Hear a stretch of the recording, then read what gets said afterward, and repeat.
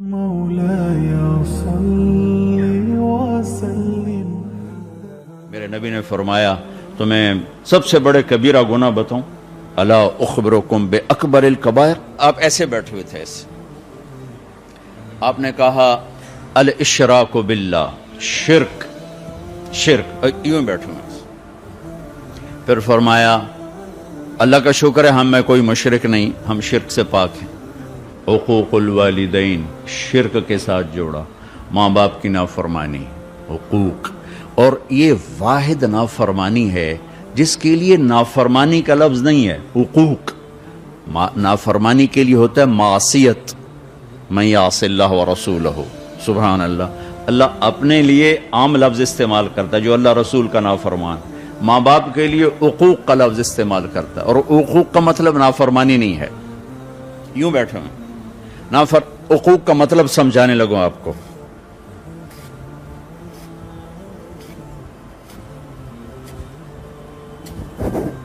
اس کو حقوق کہتے ہیں، کسی چیز کو پرزے کر دینا، تباہ و برباد کر دینا. اللہ اکبر. اللہ یوں کہہ رہا ہے ماں باپ کی نافرمانی تمہیں ایسے پرزے کر دے گی، ایسے تباہ و برباد کر دے گی. ہاں اگر وہ نافرمانی کا کہیں پھر نہیں ماننی. ماں ہی کہے رشوت لے آ، وہ نہیں ماننی. لیکن شریعت کے اندر ماں باپ کو تنگ کرنا یہ نتیجہ ہے اس کا، تو پرزے ہو جاتا ہے. میرے نبی نے فرمایا کبھی میری ماں زندہ ہوتی نا تو تم دیکھتے میں اس کی خدمت کیسی کرتا. میں عشاء کی نماز کے مصلی پہ کھڑا ہوتا اور سورۃ فاتحہ شروع کر چکا ہوتا. فرض، سنت نہیں، نفل نہیں، فرض کا میں نماز شروع کر چکا ہوتا. اور ادھر سے میرے گھر سے آواز آتی محمد، تو میں نماز توڑ کے کہتا لبیک اماں جان، لبیک یا اماں، لبیک یا اماں. ماں جی حاضر، نماز بعد میں پڑھوں گا. ماں جی حاضر. یہ وہ ہستی ہیں ماں کی خدمت کی جو تمنا کر رہے ہیں، جن کو اللہ نے جنت کی چابی پکڑائی، جن کو اللہ نے تاجدار ختم نبوت بنایا، جن کو اللہ نے سبب کائنات بنایا، جن کے وجود کی قسمیں اٹھائیں. لعمرک، میرے محبوب آپ کی جان کی قسم. جن کے چہرے کی قسم اٹھائی، والضحیٰ، آپ کے روشن چہرے کی قسم. جن کی زلفوں کی قسم اٹھائی، واللیل اذا سجا، آپ کی سیاہ زلفوں کی قسم. جن کے شہر کی قسم اٹھائی، وہذا البلد الامین. جن کی زبان سے نکلے بول کی قسم اٹھائی، لعمرک انہم لفی سکرتہم یعمہون. جن پر اترنے والی کتاب کی قسم اٹھائی، تورات، زبور، انجیل کی قسم نہیں اٹھائی. قاف والقرآن المجید. جن کی رسالت پر قسم اٹھائی، یاسین والقرآن الحکیم انک لمن المرسلین. جن کا وکیل، یہ جو وکیل بیٹھے ہوئے ہیں یہ دلیل پیش کرتے ہیں، قسمیں نہیں اٹھاتے، قسمیں گواہ اٹھاتا ہے. اگر وکیل بھی قسمیں اٹھانے لگ جائیں تو ان کے دلائل کمزور پڑ جاتے ہیں. تو میں قربان جاؤں، میرا اللہ اپنے نبی کا وکیل بھی بنتا ہے، گواہ بھی بنتا ہے. وکیل بن کے دلائل دیتا ہے اور گواہ بن کے قسمیں اٹھاتا ہے. دونوں کام اکٹھے ہی، ادھر گواہ الگ ہوتا ہے، وکیل الگ ہوتا ہے. تو وکیل قسمیں پہ نہیں آتا، دلائل پر آتا ہے، اور گواہ قسم اٹھاتا ہے. تو میرا اللہ دونوں کام اکٹھے کر رہا ہے. والنجم اذا ہوا، گواہ بن رہا ہے. مجھے اس ستارے کی قسم، پورے ستاروں کو، نظام کائنات کی قسم، ان گھومنے والے ستاروں کی قسم، ما ضل صاحبکم وما غوا. یہ اللہ تعالیٰ گواہی دے رہے ہیں. پھر اب وکیل بن رہے ہیں. ما ینطق عن الہوا ان هو الا وحی یوحی علمہ شدید القوی ذو مرۃ فاستوی وهو بالافق الاعلی ثم دنا فتدلی فكان قاب قوسين أو أدنى فأوحى إلى عبده ما أوحى ما كذب الفؤاد ما رأى أفتمارونه على ما يرى. وکیل بھی بنتا ہے، گواہ بھی بنتا ہے. وکیل صفائی بھی بنتا ہے اور گواہ بھی بنتا ہے. یہ وہ ہستی ہیں جن کو اللہ تعالیٰ نے، یہ تو سارے چھوٹے فضائل ہیں، یہ وہ ہستی ہیں جن کے آگے سے اللہ نے سارے پردے ہٹا کر اپنا آپ دکھا دیا. پیچھے گل کڑی رہ گئی. موسیٰ علیہ السلام نے کہا تھا ایک دفعہ دکھاؤ تو صحیح.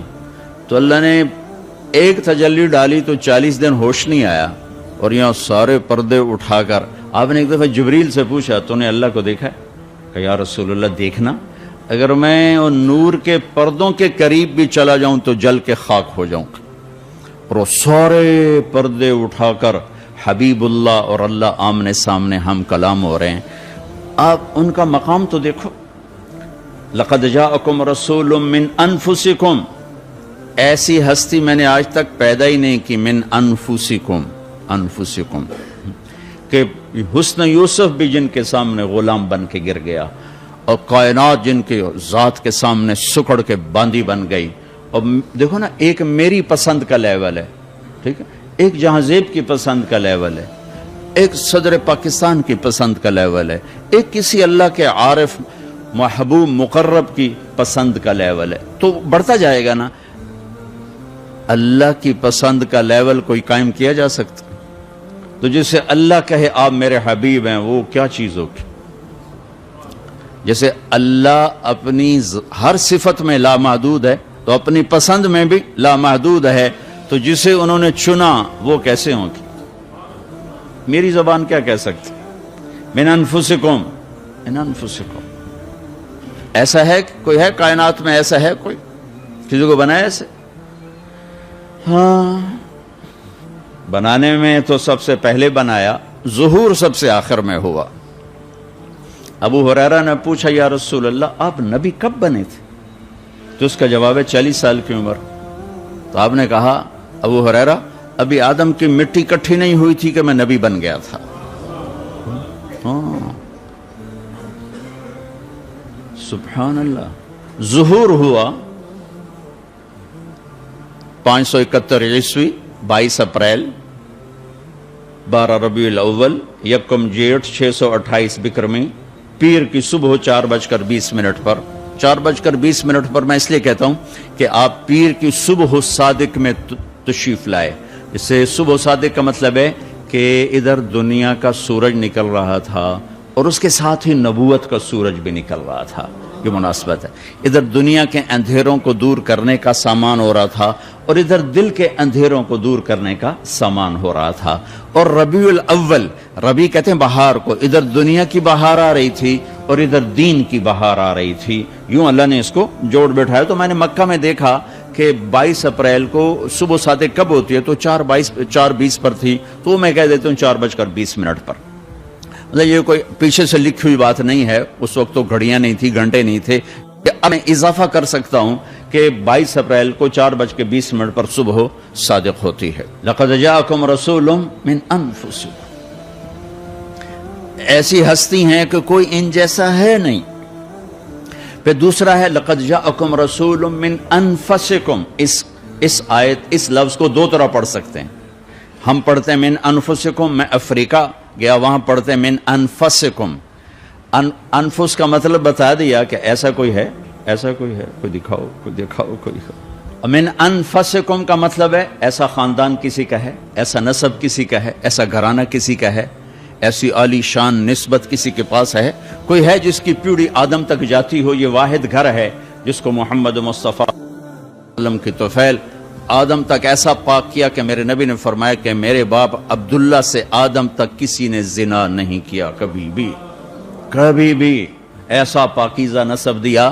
انفسکم، سب سے عالی نسب، محمد بن عبداللہ بن عبد المطلب بن ہاشم بن عبد مناف بن قصی بن کلاب بن مرہ بن کعب بن لوی بن غالب بن فہر بن مالک بن نضر بن کنانہ بن خزیمہ بن مدرکہ بن الیاس بن مضر بن نزار بن معد بن عدنان بن اود بن حمیسہ بن سلامان بن عوس بن بوز بن قموال بن ابی بن عوام بن ناشد بن حزا بن بلداس بن یدلاف بن طابخ بن جاحم بن ناحش بن ماقی بن عیفی بن عبقر بن عبید بن الدعاء بن حمدان بن سنبر بن یثربی بن یحزن بن یلحن بن ارعوا بن عیدی بن زیشان بن عیسر بن اقناد بن ایہام بن مقصر بن ناحد بن زار بن سمی بن مزی بن عوض بن عرام بن قیدار بن اسماعیل بن ابراہیم بن آذر بن ناحور بن سروج بن رعو بن فائج بن عابر بن ارفشاد بن سام بن نوح بن لامک بن متوشالہ بن ادریس بن یرد بن ملح الایل بن قینان بن آنوش بن شیس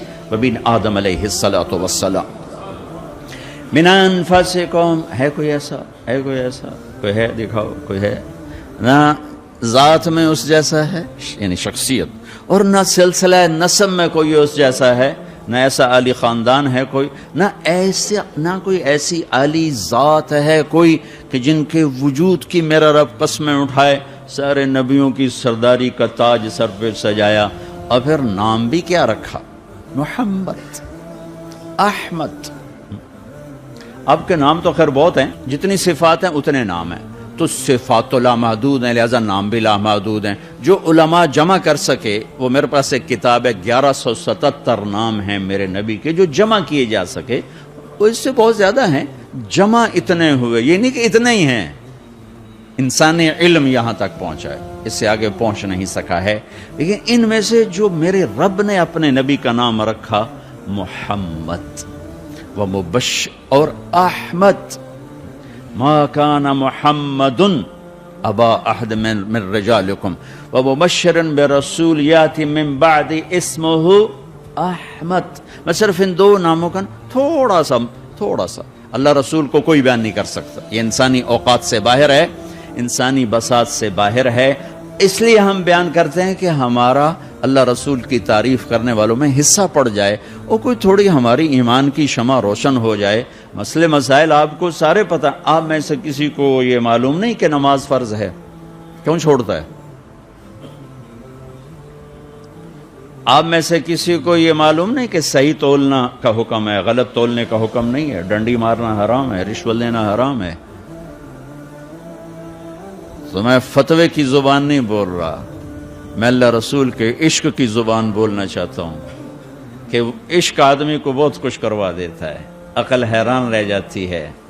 بے خطر کود پڑا آتش عشق میں نمرود، عقل محو حیرت ہے تماشا لبے بام ابھی. عشق ہو میں عشق کما میں دل رکھیں وانگ پہاڑاں ہو، سہ سہ بدیاں ہزار علامیں کر جانے باغ بہاراں ہو. منصور جے چک سولی دیتے جڑے واقف کل اسراراں ہو، سجدیں سر چائیں نبا ہو توڑے کافر کہن ہزاراں ہو. عاشق سوئی حقیقی جڑا قتل معشوق دے مننے، سر نو جوڑے تے مکھ نہ موڑے پمیں 100 تلواراں کھنے. سچا عشق حسین علی دبا ہو، سر دتے تے راز نہ بھنے. تم رشوت کہتے ہو، تم جھوٹ کہتے ہو، جب اللہ رسول میں تھوڑی جی چنگاری لگ گئی نا، ہائے ہائے ہائے، تمہیں قربان ہونا محبوب نظر آئے گا. کربلاؤں کی تاریخ کے پیچھے فلسفہ نہیں ہے، عشق ہے. کربلاؤں کی تاریخ کے پیچھے قانون نہیں ہے. قانون تو کہتا جان بچانے کے لیے بیعت کر لو، جائز ہے، بعد میں مدینے جا کے توبہ کر لینا جائز ہے.